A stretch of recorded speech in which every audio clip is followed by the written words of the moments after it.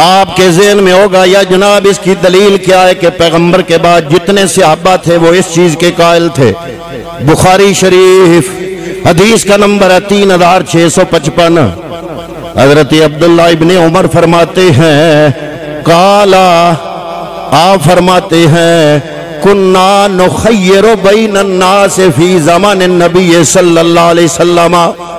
جب نبی کے زمانے میں ہم صحابہ کو اختیار دیا جاتا کہ بتاؤ تم میں افضل کون ہے, فنخیر ابا بکر, تو ہم سارے صحابہ اپنے میں سے سب سے بہتر ابو بکر صدیق کو قرار دیا کرتے تھے. اگر اس وجہ سے ہم اہل سنت والجماعت کا دین گھڑنتو دین ہے تو جناب یہ دین صحابہ کرام رضوان اللہ تعالی علیہ مجمعین کا دین ہے. اس روئے زمین پر اس روئے زمین پر اس روئے زمین پر میں نے کیا کہا, اس پوری روئے زمین پر نبی کے بعد جو سب سے افضل مسلمانوں کی جماعت ہے یہ وہ جماعت ہے جو پیغمبر نے تیار کی. وہ کون جماعت ہے؟ صحابہ کرام کی. بولیے کن کی؟ پیغمبر کے بعد اس زمانے میں سب سے افضل ترین جماعت صحابہ کی. دنیا کا کسی زمانے کسی صدی کا کوئی مسلمان ان مسلمانوں کا مقابلہ کر سکتا؟ ان سب کا یہ نظریہ ہے کہ پیغمبر کے بعد سب سے افضل کون؟ بولو گاج کے بولو. اور ان سارے صحابہ میں کوئی یہ نہیں کہ ابو بکر عمر یا ابو ہریرہ کہتے تھے باقی نہیں, مولا علی بھی شامل ہے. مولا علی بھی شامل ہے. میں نے کہا ہاں جناب. میں روایت پیش کرنے لگا ہوں. بخاری شریف حدیث کا نمبر ہے 3408. یہی حدیث ابو داؤد شریف میں نمبر ہے 206. یہی حدیث پاک طبرانی معجم الاوسط میں حدیث کا نمبر ہے 810. 3 حدیث کی کتابوں میں یہ حدیث پاک موجود ہے. ان محمد ابن الحنفیہ, حضرت محمد بن حنفیہ مولا علی کے بیٹے ہیں.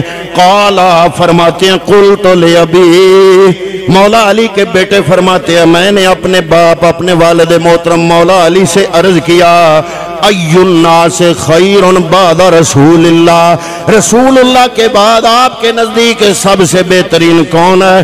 قال ابو بکر, مولا علی نے فرمایا میرے نزدیک پیغمبر کے بعد اس پوری امت میں سب سے بہترین ابو بکر صدیق ہے.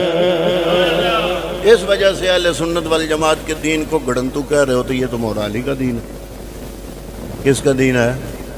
بولیے کس کا؟ امام زین العابدین کی خدمت میں شام سے کوئی گروہ آیا.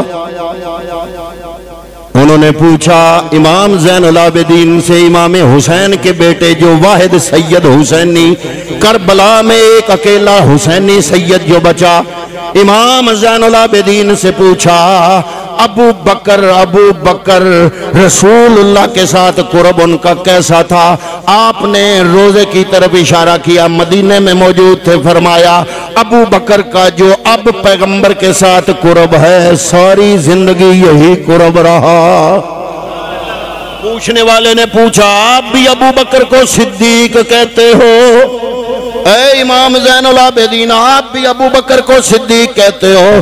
آپ نے بڑا خوبصورت جواب دیا. فرمایا میں کیوں نہ کہوں, مجھ سے بڑوں نے جو کہا, میرے باپ حسین نے کہا, میرے دادا مولا علی نے کہا, تو میرے دادا اور میرے بابا حسین نے جس کو صدیق کہا میں زین العابدین بھی اس ابو بکر کو صدیق کہتا ہوں.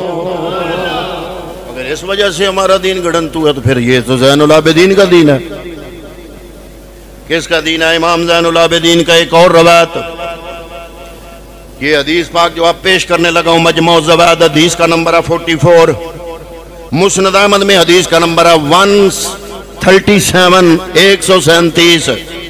مصنف ابن ابی شیبہ میں حدیث کا نمبر ہے 31950.